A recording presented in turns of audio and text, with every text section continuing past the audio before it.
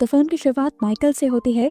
वो और उसके डैड दोनों मॉर्टिशियंस हैं जो मरे हुए लोगों की बॉडी वॉश करते हैं। फिल्म के स्टार्ट में ही ये फ्यूनरल के लिए एक लेडी की बॉडी को तैयार कर रहे थे जिसने सुसाइड की थी। माइकल अपने डैड से पूछता है कि इसने सुसाइड कैसे की, तो उसके डैड उसे समझाते हैं, देखो बेटा, हमारा काम सिर्फ लोगों की बॉडी को फ्यूनरल के लिए तैयार करना होता है, उनकी मौत के बारे में जानना हमारे लिए बेहतर नहीं। उस औरत की बॉडी पर मरते हुए एक ब्रेसलेट था और एक अजीब सा डेविल वाला टैटू भी बना था। फिर आज रात में माइकल अपने दोस्त से मिलता है और उसे बताता है कि उसने सेमिनरी कॉलेज को ज्वाइन करने का फैसला किया है। सेमिनरी कॉलेज असल में क्रिश्चियंस का कॉलेज है जहाँ पर प्रीस्ट बनने की पढ़ाई की जाती है। उसके फ्रेंड ने पूछा, तुम प्रीस्ट क्यों बनना चाहते हो, तुम्हारे तो ग्रेड्स भी इतने अच्छे हैं। तो उसने कहा, हमारी फैमिली में सिर्फ 2 ही काम हो सकते हैं, या तो मैं मोर्टिशियन बन सकता हूँ या फिर प्रीस्ट। मोर्टिशियन मैं बनना नहीं चाहता, इसीलिए मैं प्रीस्ट की स्टडी करने जा रहा हूँ। 4 साल बाद मैं कोई भी बहाना करके प्रीस्ट नहीं बनूंगा और कम से कम इस मोर्टिशियन वाले काम से भी मेरी जान छूट जाएगी। फिल्म में 4 साल का वक्त गुजर जाता है और दिखाया जाता है कि आज सब लोगों ने अपना ये कोर्स पूरा कर लिया था। सब लोगों को उनकी डिग्री दी जाती है और रात होते ही माइकल अपने फादर को रेजिग्नेशन दे देता है कि वो आगे एक प्रीस्ट के तौर पर अपनी जिम्मेदारियां नहीं निभा सकता। ईमेल करते ही माइकल ने अपना बैग पैक किया और यहाँ से निकल गया, लेकिन उसे रोकने के चक्कर में वो साइकिल पे चलती एक लेडी से टकरा गई। वो लड़की दूर जाकर गिरी और उसके ऊपर से एक वैन चल गई। लड़की बहुत ज्यादा जख्मी हो गई थी। इस एक्सीडेंट को देखकर माइकल भी वापस उन तक आया। माइकल ने देखा कि उस लड़की की हालत बहुत ज्यादा खराब थी। इस टाइम माइकल का हुलिया बिल्कुल एक प्रीस्ट जैसा था। तो उस लड़की ने माइकल को देखकर कहा कि प्लीज मुझे ब्लेसिंग दे कि मेरी मौत आराम से आ जाए। हालांकि माइकल ये सब करना नहीं चाहता था, लेकिन वो एक मरती हुई लड़की को इनकार भी नहीं करना चाहता था, इसीलिए उसने एक प्रीस्ट के तौर पर उसे ब्लेसिंग दे दी। खैर अगले दिन अब दोबारा फादर माइकल से मिलते हैं और उससे कहते हैं कि मैं तुम्हारा वो लेटर आगे नहीं सेंड कर रहा। मुझे लगता है कि तुम बहुत अच्छे प्रीस्ट भी बन सकते हो और एग्जॉर्सिस्ट भी बन सकते हो। एग्जॉर्सिस्ट की पोस्ट भी काफी अच्छी होती है और वैसे भी हर साल इस दुनिया में डिमोनिक एक्टिविटीज बढ़ रही हैं। तुम्हारा एग्जॉर्सिस्ट बनना इस दुनिया के लिए भी फायदेमंद साबित हो सकता है। लेकिन माइकल ने कहा, फादर मुझे प्रीस्ट बनने में कोई इंटरेस्ट नहीं है। तो फादर ने बताया कि अगर तुम प्रीस्ट नहीं बनोगे तो चर्च तुम्हारी सारी स्कॉलरशिप तुम्हारी लोन में बदल देगी और तुम्हें उसे फिर पे करना पड़ेगा। माइकल बेचारा क्या कहता, अब उसे फादर की बात माननी पड़ी और वो एग्जॉर्सिस्ट बनने के लिए तैयार हो गया। हालांकि उसे एग्जॉर्सिज्म पे और डिमोनिक एक्टिविटीज पे बिल्कुल भी बिलीव नहीं था, लेकिन क्योंकि इस ट्रिप के उसे पैसे मिल रहे थे तो उसने अपना टाइम पास करने का ही सोचा। पहली क्लास शुरू हो जाती है। फादर सभी बच्चों को बताते हैं कि एग्जॉर्सिज्म करने से पहले हमें इंसान की मेंटल और फिजिकल हेल्थ को देखना पड़ता है। मेंटल इलनेस और डिमोनिक सिंड्रोम की निशानियां लगभग एक जैसी होती हैं, लेकिन डिमोनिक सिंड्रोम में इंसान लोगों से कट के रहता है, लगातार पेन में रहता है और किसी से बात करना पसंद नहीं करता। इसी क्लास में माइकल एक जर्नलिस्ट से मिलता है जो अपना जर्नल लिखने के लिए ये कोर्स कर रही थी। इसी क्लास के दौरान फादर ने माइकल का एग्जॉर्सिज्म पे बिलीव ना होना नोटिस कर लिया था, इसीलिए वो माइकल को फादर लोडस से मिलने को कहते हैं जो एग्जॉर्सिज्म में बहुत ज्यादा एक्सपर्ट थे। उनकी बात मानते हुए माइकल उनके घर चला जाता है, जो घर बिल्कुल एक खंडर जैसा था। फादर उसे घर के अंदर ले जाते हैं जहाँ पर उसके एक क्लाइंट आई हुई थी। इस लड़की को देखकर माइकल को नहीं लग रहा था कि ये पोजेस्ड होगी, वो बिल्कुल नॉर्मल लग रही थी। तो उसने फादर से सवाल किया, आपको कैसे पता है कि ये लड़की पोजेस है? तो फादर ने उससे कहा कि तुम अपनी कोई चीज एक बैग में डाल दो। माइकल को उनकी बात की समझ नहीं आई, लेकिन उसने एक अमेरिकन डॉलर बैग में डाल दिया और उसके बाद वो लोग उस लड़की के सामने चले गए। फादर ने लड़की से पूछा, बताओ माइकल के बैग में क्या है? लड़की ने कहा, मुझे कैसे पता हो सकता है? फादर ने उसे गेस करने को कहा। लड़की ने गेस करने से मना कर दिया। फादर ने उस पे जोर डालना शुरू किया तो उसके अंदर का डीमन जाग गया और आखिर उस लड़की ने बता दिया कि माइकल के बैग में एक अमेरिकन डॉलर है, जिसे बाद में माइकल ने निकाल के भी दिखा दिया। और यहाँ फादर ने बताया कि पोजेस्ड हुए लोगों को डिमोनिक पावर्स की वजह से छुपी हुई चीजों का भी इल्म होता है और यही पोजेशन की सबसे बड़ी निशानी है। अब फादर उसका एक्सॉर्सिज्म शुरू कर देते हैं। उसके सर पे हाथ रखते हुए वो लैटिन में बहुत सारे मंत्र पढ़ते हैं, जिसकी वजह से डीमन को बहुत ज्यादा दर्द हो रहा था और वो फादर को अजीबोगरीब गालियां भी दे रहा था। लेकिन फादर ने अपना काम जारी रखा और आखिर वो डीमन कंट्रोल में आ गया। ये दोनों यहाँ से चले गए और फिर माइकल ने फादर से सवाल किया कि क्या डीमन चला गया है? फादर ने कहा, नहीं, अभी वो सिर्फ कंट्रोल में आया है। डीमन को भगाने में और स्पिरिचुअलिज्म में काफी सारा वक्त लग जाता है और ये बहुत पेशेंस का काम है। खैर माइकल अब वापस अपने हॉस्टल में चला जाता है और वहां जाकर जैसे ही वो पॉकेट में हाथ डालता है तो उसकी पॉकेट से एक ब्रेसलेट निकलता है। ये उस लेडी का था जिसे मूवी के स्टार्ट में उसने फ्यूनरल के लिए तैयार किया था, ये उसकी पॉकेट में कैसे आया था, ये जानने के लिए वो अगले दिन दोबारा फादर लूकस के पास जाता है और उससे कहता है कि आप दोबारा उस लड़की को बुलाएं और उससे पूछें क्या ये ब्रेसलेट उसने मेरी पॉकेट में डाला था। इस लड़की को बुलाया जाता है और उससे इस ब्रेसलेट के बारे में पूछा जाता है, तो लड़की कहती है कि ये ब्रेसलेट शैतान ने डाला है।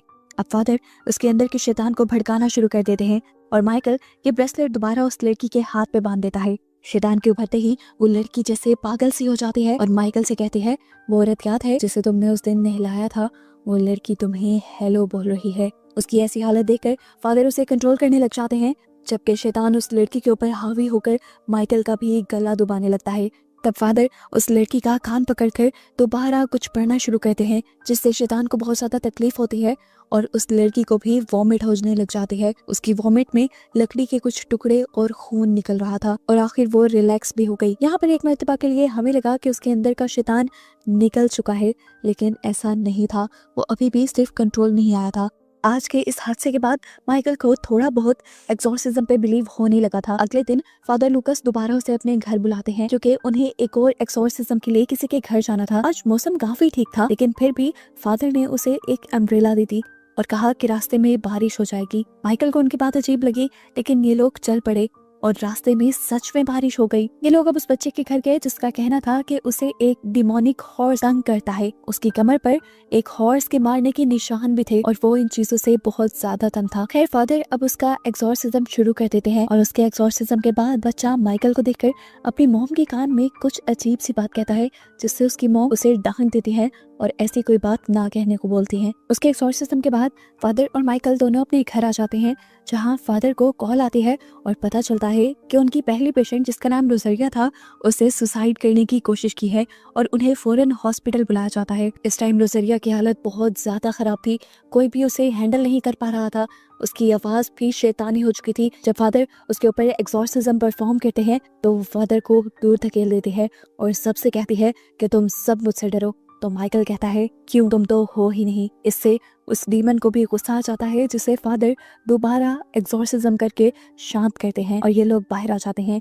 बाहर आकर फादर लूकस बहुत ज्यादा गुस्से में थे, क्योंकि माइकल को उस डीमन के सामने ऐसी बात नहीं कहनी चाहिए थी, इससे एक्सॉर्सिज्म खराब हो सकता था। लेकिन माइकल अभी भी इन चीजों को डिनाई करके यहाँ से चला जाता है। अगली सुबह हम दोबारा रोजरिया को देखते हैं, जिसकी तबीयत बहुत ज्यादा खराब हो रही थी। इस टाइम उसके ऊपर शैतान भी हावी था। उसके पास कोई भी नहीं था, हाथ पांव भी उसके बंधे हुए थे। बहुत मुश्किल से वो अपने आप को घसीटते हुए अलार्म के बटन तक ले जाती है और जब तक ये लोग उसके रूम तक आते हैं तो देखते हैं कि रोजरिया और उसका पैदा हुआ बच्चा दोनों मर चुके थे। ये बात जैसे ही फादर लूकस को पता चली तो फादर लूकस बुरी तरह टूट गए। अब तो फादर लूकस का भी अपने एक्सॉर्सिज्म से और गॉड से बिलीफ उठता जा रहा था। वो यहाँ से चले जाते हैं और अब हम देखते हैं कि माइकल उस जर्नलिस्ट से मिलने के लिए आया है। वो उस जर्नलिस्ट को सारी कहानी सुनाता है रोजरिया वाली, कि किस तरह रोजरिया के ऊपर एक डीमन ने कब्जा किया हुआ था। इन लोगों ने एक्सॉर्सिज्म किया, उसके बावजूद भी रोजरिया मर गई। वो अभी तक इसी कश्मकश से नहीं निकल पा रहा था कि क्या ये सब चीजें ठीक होती भी हैं कि नहीं। खैर इस मीटिंग के बाद वो अपने हॉस्टल के रूम में आकर सो जाता है और जब उसकी आंख खुलती है तो वो अपने मोर्टिशियन वाले रूप में था। वो अपने पुराने घर में था। वो इस टाइम एक मुर्दे को नहला रहा था कि तभी उसके पास कोई अजीब सा ओल्ड मैन आया। उसके डरावने हाथ थे। वो अपना हाथ कुछ इस तरह से माइकल के आगे करता है कि जैसे माइकल उसे चूमे, लेकिन माइकल उसे चूमने से पहले ही रुक जाता है। तो वो हाथ फिर माइकल के मुंह पे प्यार करता है और एकदम से उसका गला पकड़ लेता है। वो माइकल को दम घोट कर मारना चाह रहा था, लेकिन एकदम से माइकल की आंख खुल गई और हमें दिखाया गया कि ये सब माइकल का डरावना ख्वाब था। इस टाइम माइकल के दरवाजे पे कोई नॉक भी कर रहा था। माइकल ने जाकर देखा, यहाँ पर फादर आए थे जो उसे फौरन घर जाने को कहते हैं, क्योंकि उसके डैड की तबीयत बहुत ज्यादा खराब थी। फादर ने उसकी फ्लाइट का इंतजाम भी कर दिया था। माइकल एयरपोर्ट तक भी पहुंच गया, लेकिन उसे पता चला कि किसी हादसे की वजह से सारी फ्लाइट्स बंद हो चुकी हैं।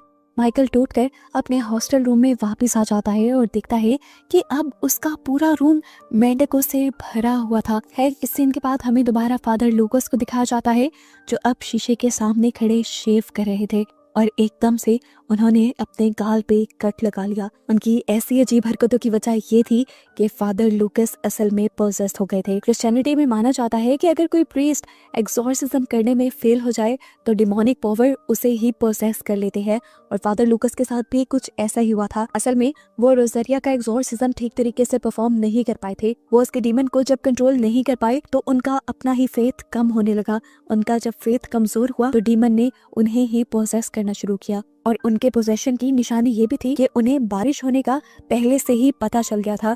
ये भी डिमोनिक पावर की वजह से हुआ था। और जब वो बच्चे का एक्सॉर्सिज्म करने गए थे तब भी वो बच्चे की कमर पे घोड़े के पाँव का निशान देखकर जोर जोर से हंसने लगे। असल में उस टाइम उनके अंदर डीमन ही था, और अब रोजरिया के मरने के बाद उनका अपना फेथ बिल्कुल खत्म हो चुका था। अपने रिलीजन से बिलीफ बहुत ज्यादा कम हो गया था, इसलिए अब डीमन ने उन्हें पूरी तरह पोसेस कर लिया। ऐसे में जब कोई बच्ची भी फादर से ब्लेसिंग लेने के लिए जाती है तो फादर उसे जोर से थप्पड़ लगाकर दूर कर देते हैं। खैर सीन कट होता है और दिखाया जाता है कि माइकल ने अपने रहने के लिए एक मोटेल रूम बुक करवाया था, क्योंकि हॉस्टल रूम में अब वो रह नहीं सकता था। उसने अब हॉस्पिटल में कॉल की अपने डैड की तबीयत पूछने के लिए, तो उसके डैड ने ही फोन उठाया और उसके डैड ने उसे बताया कि अब मेरी तबीयत पहले से बिल्कुल ठीक है। ये सुनकर माइकल खुश हो गया और एकदम से उसके डैड की आवाज कट गई और डॉक्टर बोलने लगे, और डॉक्टर ने उन्हें बताया कि सॉरी मिस्टर माइकल, लेकिन आपके डैड मर चुके हैं। माइकल ये सुनकर हैरान हो जाता है और डॉक्टर से पूछता है ऐसा कैसे हो सकता है, अभी कुछ सेकंड पहले ही तो मेरी उनसे बात हो रही थी। डॉक्टर ने कहा ऐसा होना इम्पॉसिबल है क्योंकि उनकी आज दोपहर 2 बजे ही मौत हुई है। अब माइकल बहुत ज्यादा उदास हो गया था, उसने फोन भी रख दिया और तभी एकदम से उसके दरवाजे पे नॉक हुआ। माइकल जैसे ही उसे देखने के लिए कमरे से बाहर गया तो एकदम से किसी के भागने की आवाज आई, लेकिन वहां पर तो कोई भी नहीं था, और अब उसके कमरे के डोर लॉक के ऊपर वही ब्रेसलेट भी था जिसे हम मूवी में बार बार देख चुके हैं। उसे अब अपने डैड की आवाज आ रही थी जो उसे मदद के लिए बुला रहे थे। माइकल पागल हुआ, उनके पीछे भागता रहा और यहाँ तक के होटल से बाहर भी निकल आया। बाहर नीचे किसी के कदमों के निशान भी थे और एकदम से उसके डैड की आवाज आई, बस टेंशन मत लो, अब दर्द खत्म हो गया। और हमें दूसरी तरफ उसके डैड को गिरता हुआ दिखाई दिया, और यही मोटर के बाहर उसे एक घोड़ा भी नजर आया जिसकी आंखें बुरी तरह लाल हुई थी, जिसका मतलब था कि उसके अंदर डिमोनिक पावर्स थी। उसे देखकर वो परेशान हो जाता है और अपनी फेलो उस जर्नलिस्ट को कॉल करता है। ये दोनों मिलकर अब उस बच्चे के घर जाते हैं जिसे वो डिमोनिक घोड़ा तंग किया करता था। माइकल यहाँ जाते ही सबसे पहले उस बच्चे की माँ से पूछता है कि उस दिन आपके बेटे ने आपको क्या कहा था। तो वो औरत बताती है इसने कहा था कि तुम्हारे डैड की जल्द ही मौत हो जाएगी। और ये सुनकर माइकल हैरान हो जाता है क्योंकि सच में उसके डैड भी मर चुके थे। माइकल अब उस बच्चे से पूछता है आखिर तुम्हें ये बात किसने बताई थी। तो बच्चे ने बताया मुझे ये बात उसी ने बताई है जिसे तुम रात को देख चुके हो। माइकल अब परेशान हो चुका था, उसे पूरी तरह इन चीजों पे यकीन हो गया था और अब उसे मदद चाहिए थी।